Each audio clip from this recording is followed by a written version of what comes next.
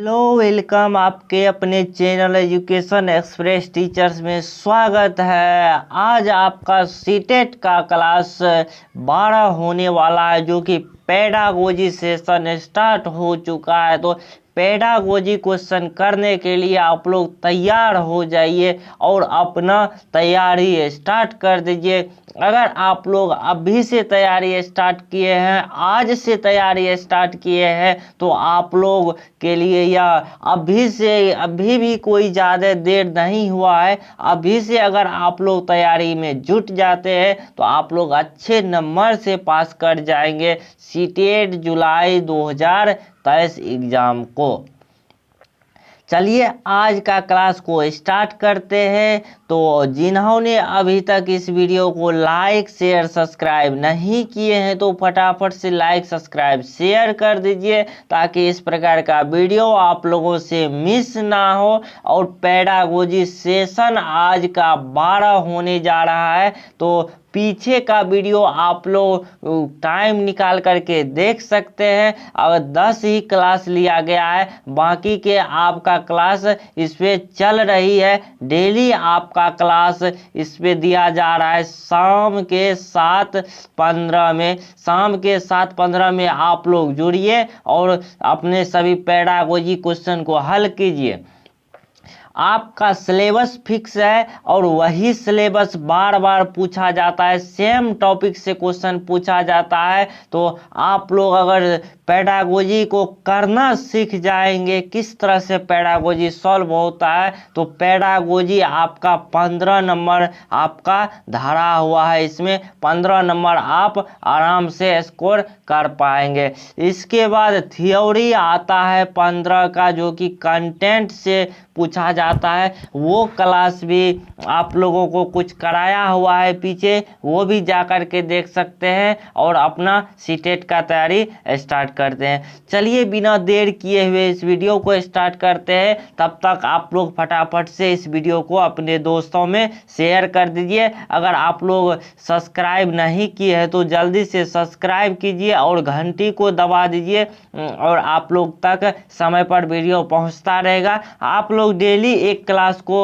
Attempt कीजिए और अपना सीडीपी में 30 नंबर ले करके यहाँ से जा सकते हैं। तो आज का पेडागोजी सेशन में आप लोग के लिए कुछ क्वेश्चंस लेकर के आए हैं, इसे आप लोग सॉल्व कीजिए और इसका आंसर जल्दी से लाइव चैट में आप लोग को देना है। तो चलिए आज का क्वेश्चन को स्टार्ट करते हैं। आज का क्वेश्चन नंबर आपके स्क्रीन पे आ चुका है। क्वेश्चन नंबर 1, इसका आप लोग उत्तर बताइए क्या होने वाला है।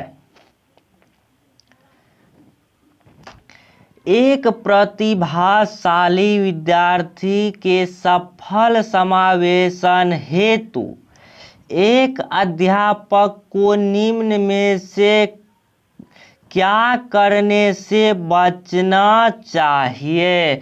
बस इसी प्रकार का क्वेश्चन आता है, जो क्या किस प्रकार से बचना चाहिए। क्वेश्चन को आप लोग सही से पढ़ना है और उत्तर अपने आप आना शुरू हो जाएगा। अगर आप लोग को अभी थोड़ा सा दिक्कत आएगा, क्योंकि आप लोग नए हैं। जिन्होंने अगर सेकेंड बार अगर एग्ज़ाम दे रहे हैं तो उसको तो ये सभी इस तरह से समझ में आ रहा ही होगा। जिन्होंने अगर न्यू स्टूडेंट आप लोग हैं, फर्स्ट टाइम सीटेट का एग्ज़ाम देना चाहते हैं, तो आप लोग को थोड़ा लैंग्वेज पकड़ने में थोड़ा समय लगेगा। अगर एक बार आप समझ गए तो आपसे पेडागोजी का 15 नंबर का क्वेश्चन कभी नहीं छूटने वाला है। आप 15 जरूर इसमें सही कर पाएंगे। बचा 15 कंटेंट का भी क्लास दिया जाएगा इसी चैनल के माध्यम से।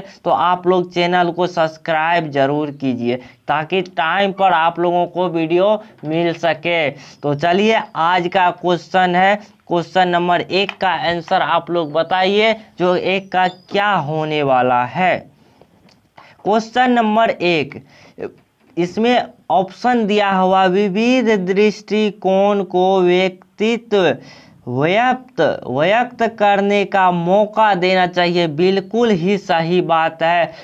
किसी भी प्रतिभाशाली स्टूडेंट को अगर विविध दृष्टिकोण को व्यक्त करने का मौका दिया जाएगा तो वह समावेशन के लिए बहुत ही अच्छा और एक्टिव रहेगा। तो इसमें आपका आंसर ऑप्शन ए सही है। तो ऑप्शन बी, निम्नलिखित में से शैक्षणिक संवर्धक गतिविधि प्रदान करना, तो बिल्कुल सही बात है। संवर्धक गतिविधि देना चाहिए, प्रदान करना चाहिए। तो ऑप्शन सी, अध्यापक केंद्रित पाठ्यक्रम लागू करना।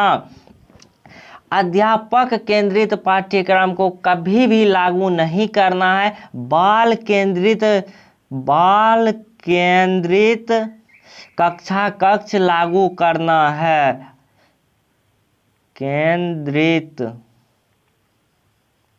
बाल केंद्रित कक्ष या पाठ्यक्रम लागू करना चाहिए, ना कि शिक्षक केंद्रित पाठ्यक्रम या अध्यापक केंद्रित पाठ्यक्रम। तो यह ऑप्शन आपका गलत हो जाएगा। ऑप्शन डी, विद्यार्थियों को उनकी रुचि के अनुसार स्वतंत्र परियोजना करने देना, तो बिल्कुल ही सही बात है। विद्यार्थी को अपने अनुसार, उसकी रुचि के अनुसार स्वतंत्र परियोजना कराया जाए तो विद्यार्थी बहुत ही अच्छे ढंग से सीखेंगे। तो आपका ऑप्शन डी भी सही हो जाएगा। एक ही ऑप्शन गलत है जो कि ऑप्शन नंबर सी में दिया हुआ है। इसमें आपका बाल केंद्रित शिक्षा पाठ्यक्रम लागू होना चाहिए, ना कि शिक्षक केंद्रित पाठ्यक्रम या कह सकते हैं अध्यापक केंद्रित पाठ्यक्रम। तो आप लोग को यह क्वेश्चन समझ में आया होगा। तो यहाँ पे आप देख सकते हैं ऑप्शन ए, बी और डी तीनों सही है, लेकिन यहाँ पे पूछा गया ही क्वेश्चन में निगेटिव है, तो आपको आंसर भी निगेटिव ही देना है। इसका आंसर आप लोग हो जाएगा, दे सकते हैं ऑप्शन नंबर सी, जो कि निगेटिव है। निगेटिव ही सही है क्योंकि यह क्वेश्चन पूछा ही निगेटिव है। तो चलिए, ये पहला क्वेश्चन सॉल्व होता है। नेक्स्ट क्वेश्चन की ओर बढ़ते हैं। क्वेश्चन नंबर 2, आप लोग लाइक का बटन को रुकने नहीं देना है। फटाफट से जितने भी इस वीडियो को देख रहे हैं सभी लाइक का बटन को रुकने नहीं देना। फटाफट से लाइक कीजिए, अभी तक लाइक नहीं किया है तो लाइक कर दीजिए। आप लोग वीडियो देख करके चले जाते हैं बट लाइक नहीं करते हैं। लाइक कीजिए। अगर वीडियो अच्छा नहीं लग रहा है तो आप लोग डिसलाइक कीजिए, लेकिन लाइक या डिसलाइक करके जाइए ताकि हमें भी पता चले जो मेरा वीडियो पर कितना आप लोग अच्छा कंटेंट दे पा रहे हैं या अच्छा नहीं दे पा रहे हैं। तो आप लोग ज़रूर यह काम को कीजिए और अपना स्कोर आप लोग को लास्ट में बताना है, जो आप 20 में कितना सही कर पा रहे हैं। तो आप लोग बताइए, इसमें हमें भी पता चलेगा जो कितना आपका तैयारी है और किस प्रकार से तैयारी कराया जाए कि आप लोग और बेहतर नंबर ला सके। तो आप लोग यह कमेंट करने में आप किसी भी प्रकार का त्रुटि नहीं करेंगे तो आप लोग जल्दी से इसका आंसर भी बता सकते हैं लाइव चैट में जुड़ करके। आपका टाइम है शाम के 7:15 में आपको क्लास मिलता है डेली आप लोग ज्वाइनिंग कीजिए। लाइव चैट में भी आंसर दे सकते हैं। इसके बाद आप अपना स्कोर वीडियो के लास्ट में एंड होने के बाद कमेंट बॉक्स में अपना ज़रूर स्कोर बताइए ताकि हमें भी पता चले जो आप कितना स्कोर कर पा रहे हैं, किस हिसाब से किस तरह से आप लोगों को के लिए लेकर के आ सके क्लास। तो चलिए आज का क्वेश्चन नंबर 2 करते हैं। क्वेश्चन नंबर 2 कहता है, एक ऐसा तंत्र तैयार करने के लिए जो विद्यार्थी की व्यक्तिगत भिन्नताओं को सम्मान दे, एक अध्यापक को क्या करना चाहिए? सभी विद्यार्थी के लिए मानकीकृत पाठ्यचर्या का उपयोग करना, मानकीकृत पाठ्यचर्या का उपयोग नहीं कराना है। तो अधिगम गति और परिपक्व में विविध को स्वीकृत करना चाहिए। तो बिल्कुल ही पॉजिटिव बात है। तो चलिए ऑप्शन सी देखते हैं। सभी विद्यार्थी से अधिगम की निम्न अपेक्षाएं, कभी भी सभी विद्यार्थी के लिए अधिगम के लिए निम्न अपेक्षाएं नहीं कराना है। सिर्फ परीक्षा में उच्च अंक पाने के लिए विद्यार्थी पर ध्यान दिया जाए। कभी भी आप अगर शिक्षा ग्रहण करते हैं सिर्फ अंक प्राप्त करने के लिए नहीं, बल्कि अपना सेंसिटी को बढ़ाने के लिए, अपने नॉलेज को बढ़ाने के लिए बच्चे आगे स्कूल जाते हैं, ना कि वो मार्क्स के लिए। जब बच्चे पढ़ने जाते हैं स्कूल तो वह नंबर के लिए नहीं पढ़ने जाते हैं, तो सिर्फ परीक्षा के लिए नहीं पढ़ने जाते हैं देने के लिए, वह अपने नॉलेज को विकसित करने के लिए अपने स्कूल या कॉलेज जाते हैं अपना पढ़ाई करने के लिए। तो आपका ऑप्शन डी गलत हो जाएगा। तो आप देख सकते हैं इसका आंसर एक ही सही है, ऑप्शन नंबर बी, जो कि ऑप्शन नंबर 2 बी में दिया हुआ है क्वेश्चन नंबर 2 का। तो नेक्स्ट क्वेश्चन की ओर बढ़ते हैं। Question number 3। क्वेश्चन नंबर 3 आपके स्क्रीन पे दिया हुआ है। एक विद्यार्थी कक्षा में ध्यान नहीं दे पाता है, आसानी से दूसरे और आकर्षित होता जाता है, नियुक्त स्थान पे नहीं बैठ पाता है, बेचैन रहता है और वस्तुओं को खो देता है। निम्न में से ये गुण किस प्रकार के विद्यार्थी की किस प्रकार वो संकेत दे सकता है, किस प्रकार वह संकेतक है? तो अवधान न्यूनता, अति सक्रियता विकार, दृश्य बाधित, श्रवण बाधित, लेखन बाधित। इस प्रकार आप देख सकते हैं वाचन वैकल्य, लेखन वैकल्य। तो इसमें आप लोग थोड़ा समझिए, डिसलेक्सिया किसको कहता है और डिस्फेजिया किसको कहता है? डिसलेक्सिया वाचन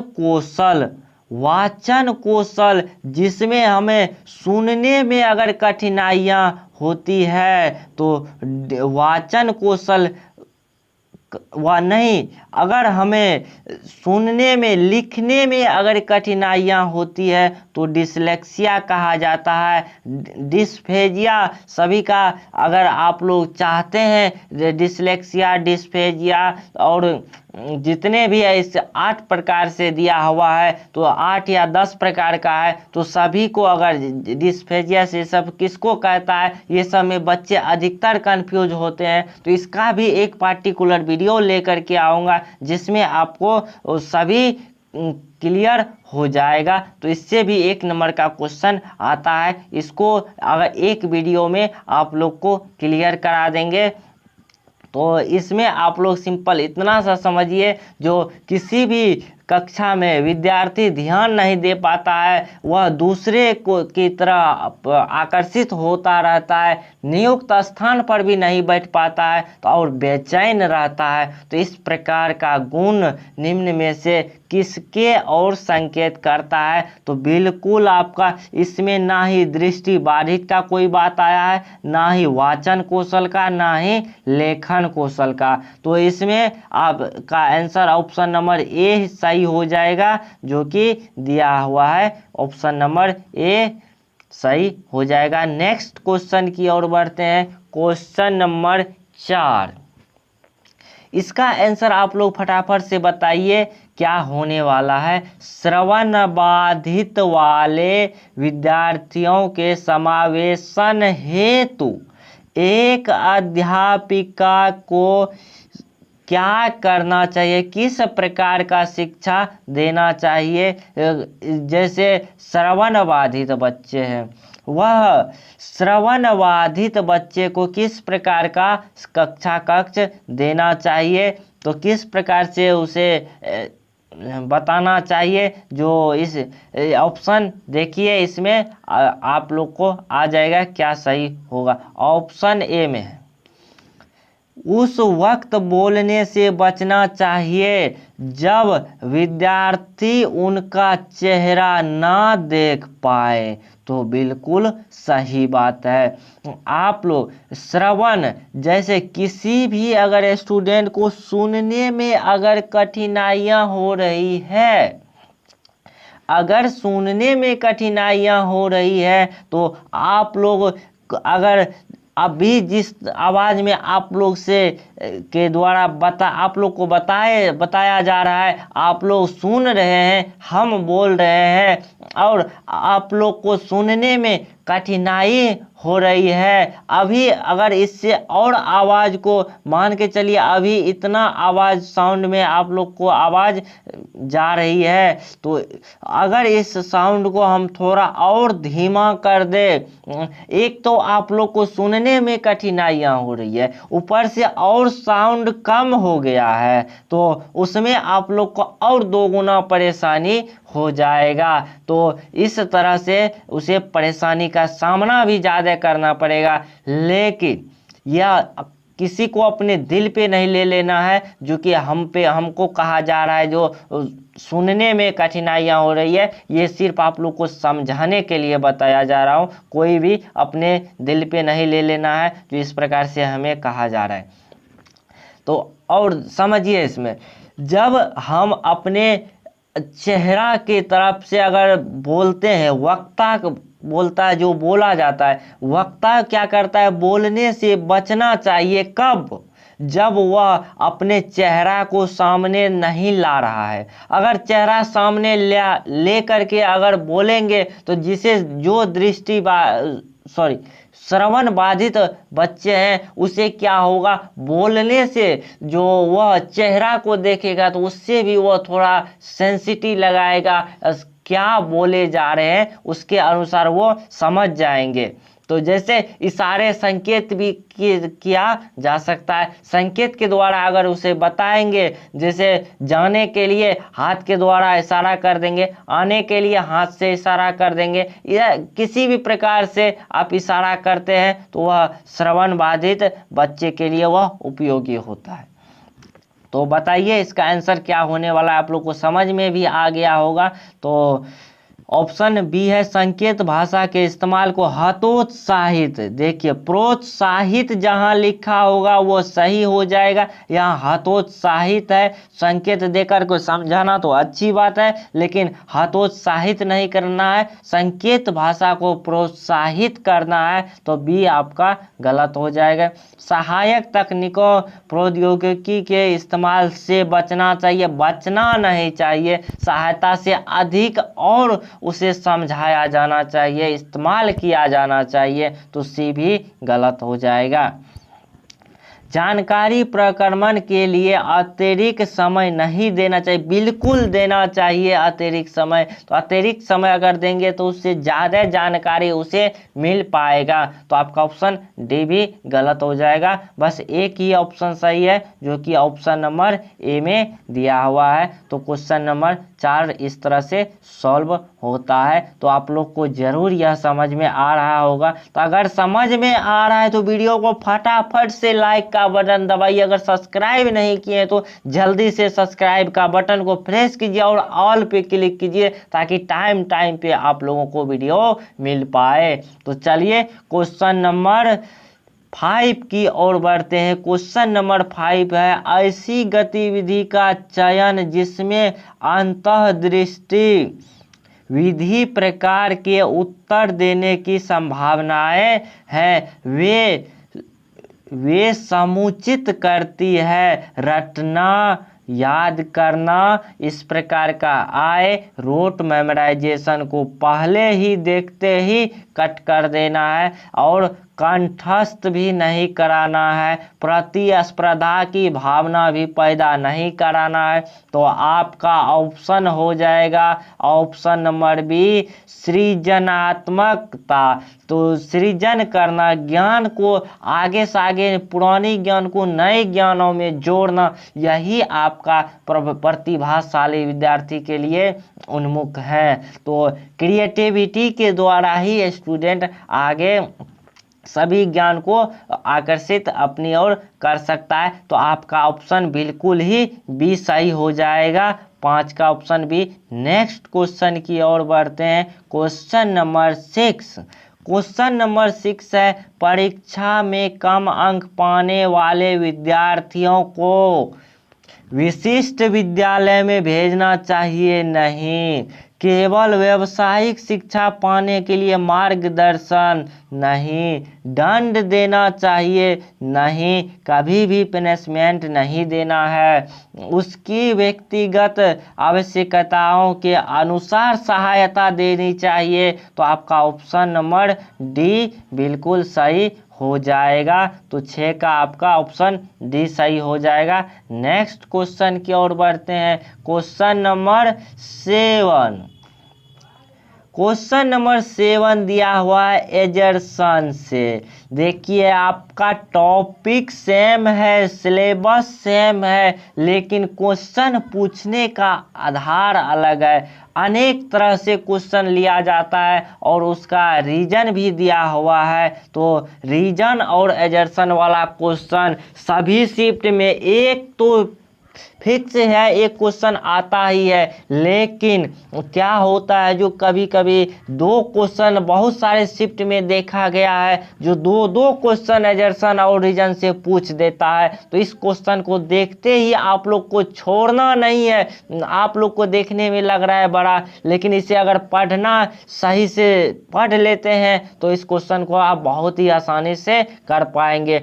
अभी तक सभी क्लास को, जितने भी क्लास लिया गया है सभी क्लास में इस प्रकार का क्वेश्चन आया है। अगर सभी क्लास को देखते हैं तो आप लोग बहुत ही आसानी से पैडागोजी को हल करने के लिए सीख जाएंगे। तो चलिए इस क्वेश्चन को हम हल करते हैं। कथन दिया हुआ है, अर्थपूर्ण अधिगम के लिए नई सामग्री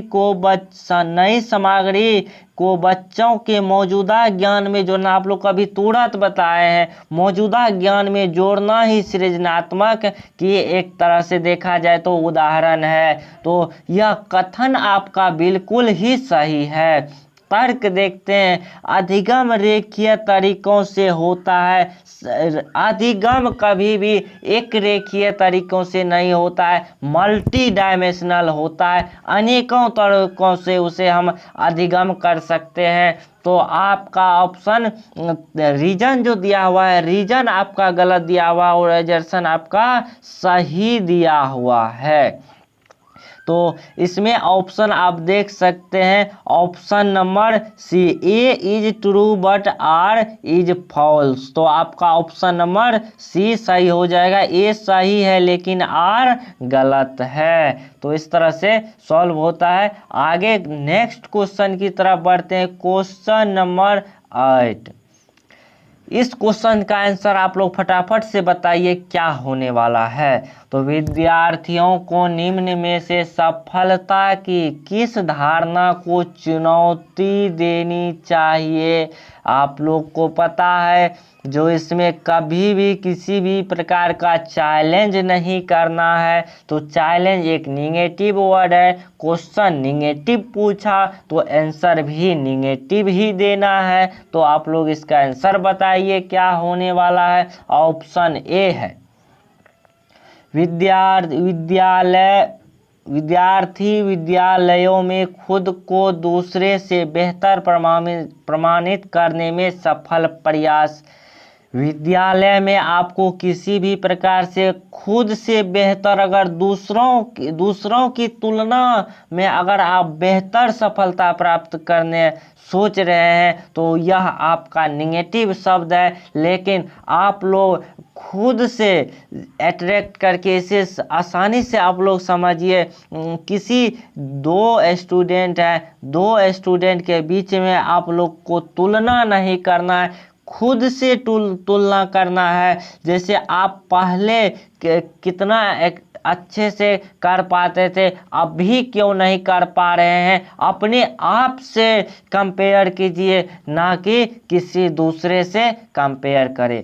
तो आप लोग को यह समझ में आया होगा। तो ऑप्शन ए आपका गलत है। ऑप्शन बी, सफलता प्रतिस्पर्धा संबंधित नहीं होना चाहिए। तो आपका प्रतिस्पर्धा संबंधित तो बिल्कुल ही नहीं होना चाहिए, तो ऑप्शन आपका ये सही है। सफलता को संकल्पित करते समय विद्यार्थी को सृजनात्मक या संज्ञानात्मक के साथ साथ भावनात्मक क्षेत्रों का महत्व देना चाहिए। तो बिल्कुल सही बात है। एक ऐसी आकलन प्रणाली जिसमें कोई पहला आता है तो और उसमें निर्मित करते समय हम यह भी प्रणाली भी बना देते हैं कि कोई अंतिम स्थान पर भी आएगा। तो बिल्कुल ही सही बात है, इसको तो कोई काट नहीं सकता है। तो ऑप्शन डी भी सही है, बी भी सही है और सी भी सही है। तो आपका एक ही ऑप्शन गलत है, जो कि पूछा ही गलत है, तो आपका आंसर गलत ही सही हो जाएगा, क्योंकि पूछा ही गलत है। ऑप्शन ए सही हो जाएगा। इस तरह से क्वेश्चन सॉल्व होता है। क्वेश्चन नंबर 9 की तरफ बढ़ते हैं। क्वेश्चन नंबर 9, किसी संप्रत्य को पढ़ाते समय एक अध्यापिका को निम्न में से क्या नहीं करना चाहिए?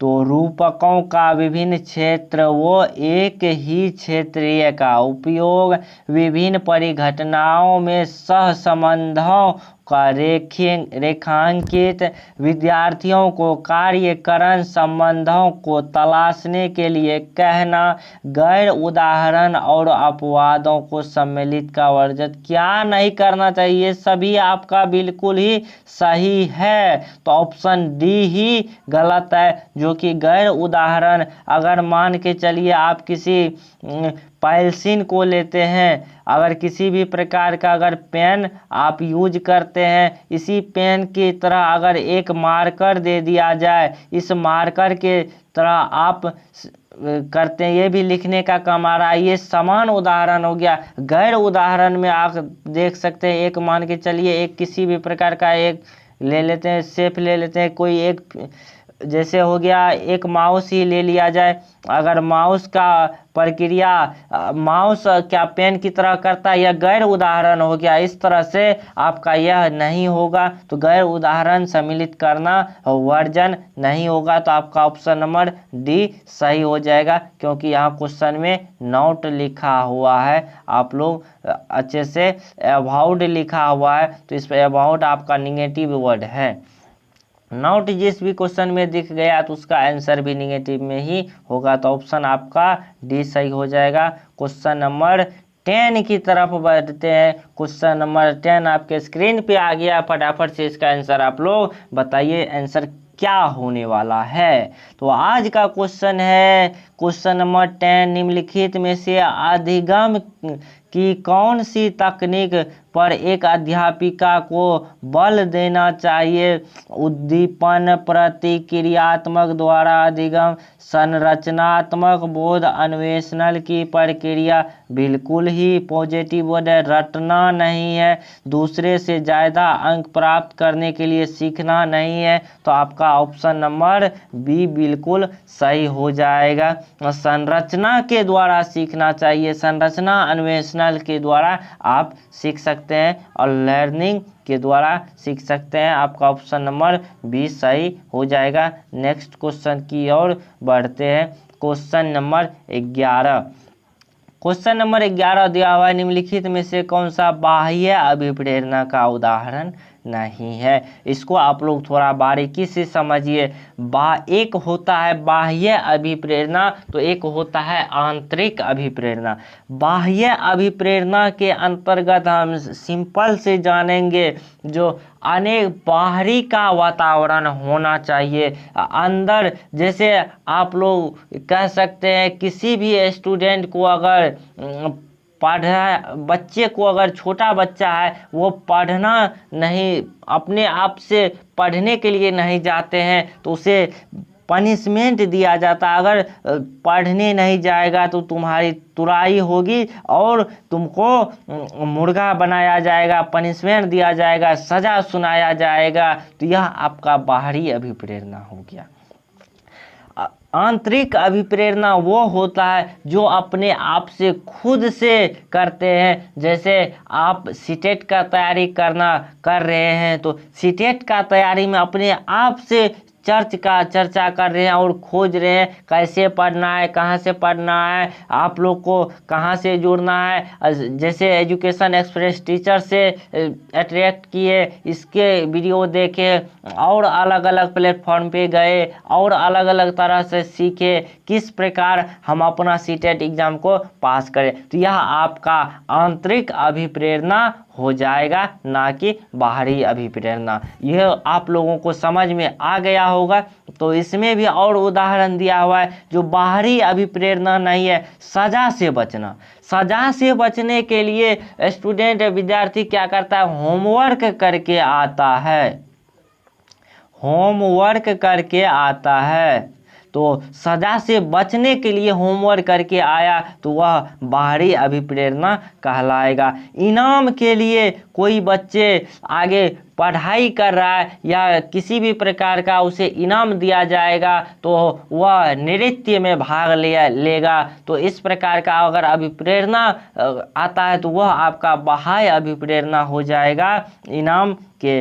असफलता का डर, अगर आप लोग सीटेट का तैयारी कर रहे हैं, अगर आप लोग चाहे तो अगर आप असफलता का डर आपके मन में अगर आ गया तो आप जिस प्रकार अभी आप मान के चलिए यहाँ आप 11 क्वेश्चन को सॉल्व कर पा रहे हैं तो आगे चल के भी आप 11 से ज़्यादा सॉल्व नहीं कर पाइएगा, काहे कि असफलता का डर आपको हो गया है। तो किसी को भी दिल पे नहीं लेना है, बस समझाने का प्रयास कर रहा हूँ। तो अगर उसमें अगर सफलता का डर अगर आप लोग इस प्रकार से अगर रहते हैं, अगर दूसरा उदाहरण जो आता है एक आंतरिक अभिप्रेरणा, आंतरिक अभिप्रेरणा बचता है एक आपका हो जाएगा ऑप्शन नंबर बी, रुचि। अगर आप लोग रखते हैं रुचि, जो सीटेट का एग्ज़ाम पास करना है, सीटेट का एग्ज़ाम को पास करने के लिए अपना रुचि प्रदर्शन करना, वही आपका आंतरिक अभिप्रेरणा कहलाता है। तो आपका ऑप्शन बी सही हो जाएगा। नेक्स्ट क्वेश्चन की ओर बढ़ते हैं। क्वेश्चन नंबर, चलिए, अगर आप लोग अभी तक इस वीडियो को लाइक शेयर सब्सक्राइब नहीं किए तो फटाफट से लाइक शेयर सब्सक्राइब कर लीजिए और अपने दोस्तों में शेयर कर दीजिए। आप लोग के लिए एक ज़रूरी सूचना है, जो जितने भी आगे आप लोग को वह सूचना वीडियो के बीच में ही आप लोग को दिया जाएगा, तो कंटिन्यू आप लोग बने रहिए, तो वो सूचना आप लोग को मिल जाएगा आगे वीडियो के लास्ट में। तो आप लोग जल्दी से जल्दी इस वीडियो को लाइक शेयर सब्सक्राइब कर दीजिए।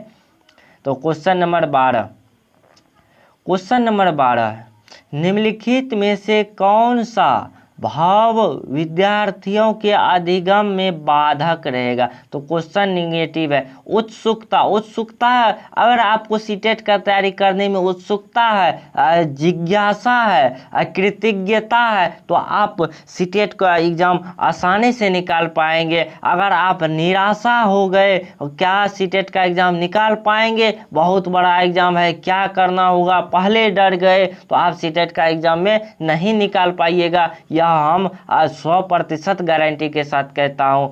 आप लोग निराशा नहीं होना है, जिज्ञासा रखना है। हमेशा जिज्ञासा से अगर पढ़िएगा तो हमेशा आप सफलता जरूर प्राप्त कीजिएगा।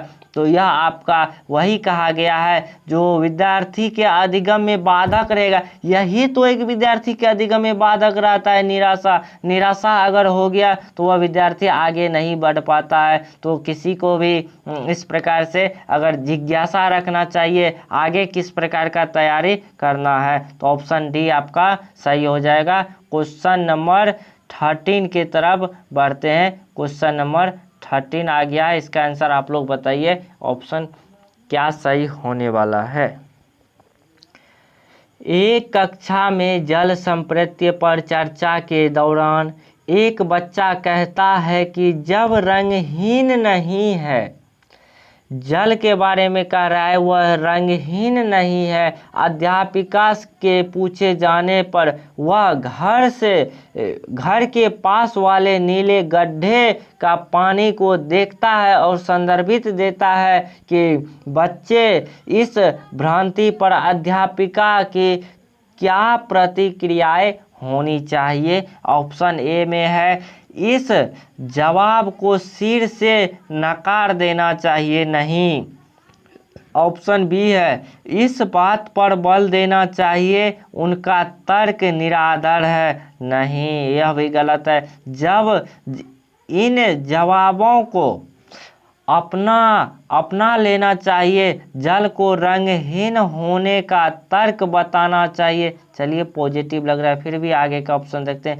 केवल एक ही सही जवाब जो कि रंगहीन जल पर ही जोर देना चाहिए, तो नहीं, तो यह तो बिल्कुल ही गलत हो जाएगा। आपका ऑप्शन नंबर सी सही लग रहा है, तो आप लोग बताइए इसका क्या सही होने वाला है क्वेश्चन नंबर 13 का।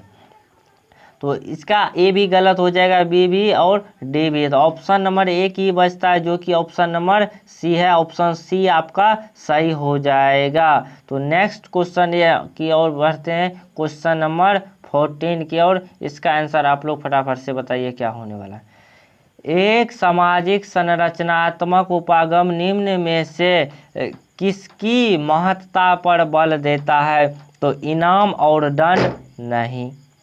मानकीकृत आकलन नहीं कराना है। सांस्कृतिक संदर्भिक, चलिए पॉजिटिव है। प्रतिपादक अध्यापक, नहीं। तो आपका ऑप्शन बिल्कुल ही सही हो जाएगा, ऑप्शन नंबर सी सही हो जाएगा। नेक्स्ट क्वेश्चन की ओर बढ़ते हैं, क्वेश्चन नंबर 15।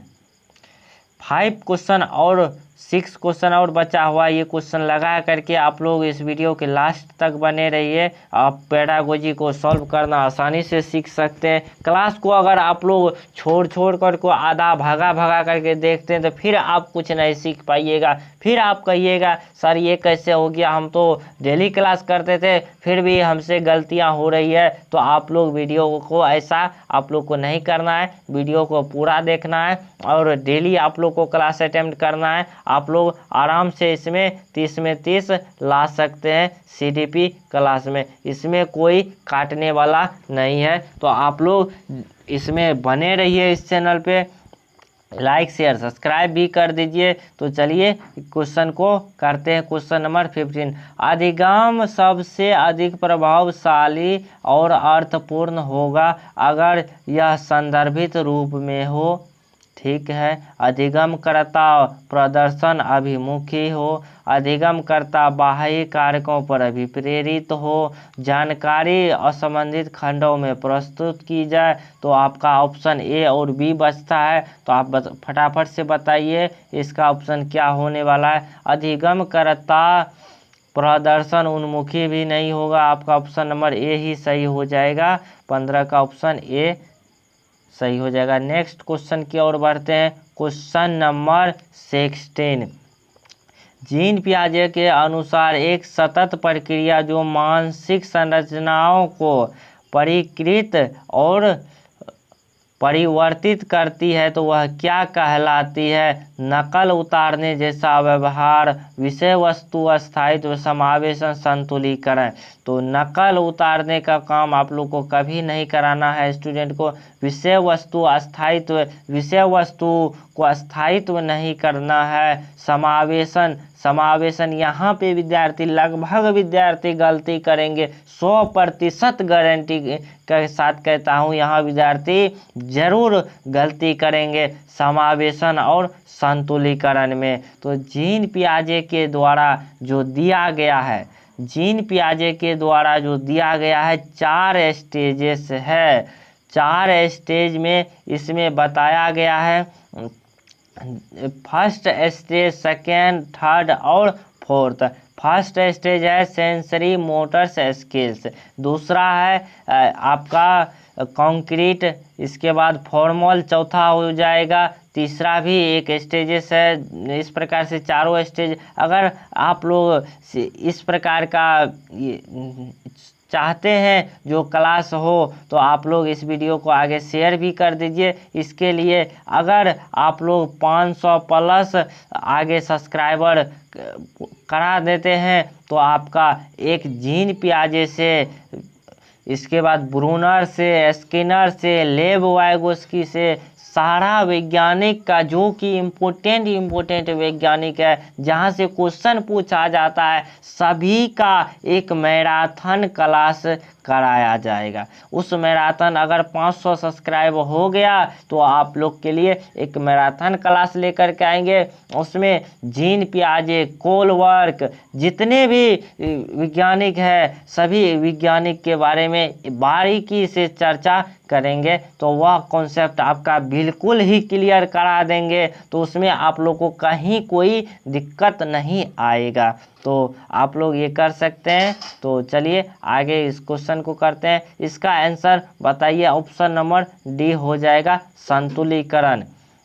जीन पियाजे के अनुसार एक सतत प्रक्रिया को मानसिक संरचनाओं को परिष्कृत परिवर्तन करती है तो उसे कहते हैं संतुलीकरण, इलैबोरेशन। तो चलिए आगे क्वेश्चन की ओर बढ़ते हैं। Question number 17।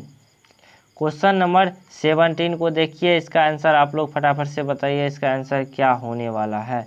विद्यार्थी को एक समस्या का हल करने खोजने के संघर्ष करते देखकर उनकी सहायता के लिए अध्यापिका उन्हें संकेत और सुलझाने का उदाहरण देता है। तो लेव वाइगोस्की के अनुसार यह क्या किसका उदाहरण दिया हुआ है?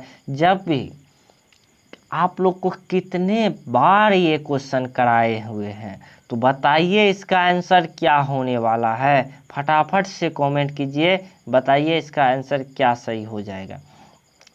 बताए थे जब किसी भी शिक्षक या शिक्षिका के द्वारा आधा अधूरा अगर समस्या का हल करा करके दिया जाए, आधा अधूरा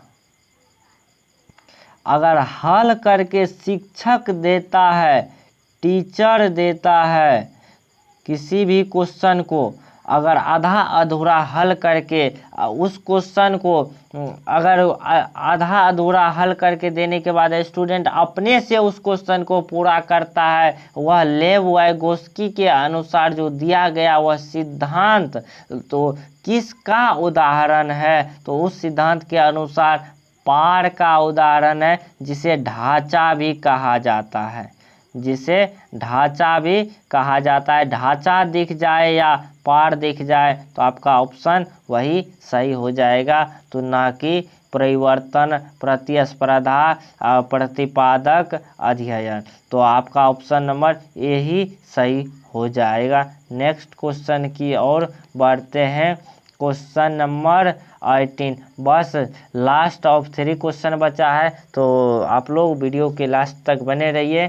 तो इस क्वेश्चन को फटाफट से 3 क्वेश्चन को करते हैं, फिर वीडियो को एंड कर देंगे। तो निम्नलिखित में से किस सिद्धांतकारी ने कहा है कि संज्ञानात्मक विकास एक सहयोगात्मक प्रतिक्रिया है? तो ये तो बस आप आसानी से दे सकते हैं। संज्ञानात्मक विकास का सहकारी तो लेव वाइगोस्की ही है, तो ऑप्शन ए ही सही हो जाएगा। ये तो बहुत सिंपल ही क्वेश्चन था, आप लोग आसानी से कर लिए होंगे। तो चलिए नेक्स्ट क्वेश्चन की ओर बढ़ते हैं। नेक्स्ट क्वेश्चन आ गया है क्वेश्चन नंबर 19। तो ये आ गया लॉरेंज कोल्बर्ग के द्वारा लॉरेंज कोल्बर्ग के द्वारा दिया हुआ कौन सा सिद्धांत है? तो आप लोग फटाफट से इस वीडियो के कमेंट बॉक्स में आप लोग बताएंगे कि लॉरेंज कोल्बर्ग के द्वारा कौन सा सिद्धांत दिया गया है। जल्दी से आप लोग इस वीडियो को ख़त्म होने के बाद इसको जो अभी क्वेश्चन पूछे हैं इसका आंसर आप लोग कमेंट बॉक्स में बताएंगे। जो लॉरेंज कोल्बर्ग के सिद्धांत जो दिया हुआ है वह कौन सा सिद्धांत दिया है लॉरेंज कोल्बर्ग के द्वारा। तो इस क्वेश्चन को करते हैं। उनके सिद्धांत में नारी पक्ष परिप्रेक्ष्य गौण है। उन्हें जीन पियाजे के नैतिक तो विकास के सिद्धांत के संदर्भ में नहीं लिया है। सभी एक ही प्रकार से सभी बच्चे को एक्टिव रखते हैं, तो संदर्भ में लिया है तो निगेटिव लिखा हुआ है, तो यह आपका ऑप्शन गलत हो जाएगा। उन्हें बच्चों के प्रत्येक स्तर की विशिष्ट प्रतिक्रिया नहीं सुझाई, तो यह भी देखते हैं आगे ऑप्शन और भी डी में क्या कह रहा है। तो उन्हें बच्चों पर कोई अनुसंधान का कार्य नहीं किया, तो यह तो आपका पहले ही कट जाएगा। तो आप लोग बताइए इसका क्वेश्चन नंबर 19 का क्या सही होने वाला है। तो इसमें आप देख सकते हैं एक तो बचा ऑप्शन से, उन्हें बच्चों के प्रत्येक स्तर पर विशिष्ट नहीं देना है, तो यह भी आपका कट हो जाएगा। तो बस एक ही ऑप्शन बचा जो कि option number A, option A आपका सही हो जाएगा। नेक्स्ट क्वेश्चन की ओर बढ़ते हैं और आज का यह लास्ट क्वेश्चन है। इस क्वेश्चन को करते हैं, इसके बाद आप अपना स्कोर जरूर बताइए आप कितना सही कर पाए हैं। ये वीडियो को लास्ट एंड होने के बाद आप लोग लाइव कमेंट बॉक्स में ज़रूर बताइए जो कितना आपका स्कोर हुआ है। तो इस क्वेश्चन को पहले करते हैं। हावर्ड गार्डनर के द्वारा दिया गया अलग अलग प्रकार के बुद्धियाँ होती है, निम्नलिखित में से कौन सी बुद्धि हावर्ड गार्डनर के द्वारा प्रस्तावित प्रकारों में से एक नहीं है। तो संगीतमय, तो हावर्ड गार्डनर के द्वारा दिया हुआ 8 बुद्धि है, 8 बुद्धि निम्न में से कौन सा नहीं है वो आप लोगों को बताना है। तो 8 बुद्धि हावर्ड गार्डनर ने दिया है, जो कि हावर्ड गार्डनर ने बुद्धि के सिद्धांत दिया है। तो इसके अनुसार कौन सा बुद्धि का सिद्धांत इसमें नहीं है तो वो बताना है। संगीतमय दिया है, भाषाई दिया है, शारीरिक गति संवेदी दिया है, एक व्यवहारिक जो है यह हावर्ड गार्डनर के द्वारा नहीं दिया गया है। तो आपका ऑप्शन नंबर डी सही हो जाएगा। आप लोग कितना स्कोर कर पाए फटाफट से बताइए।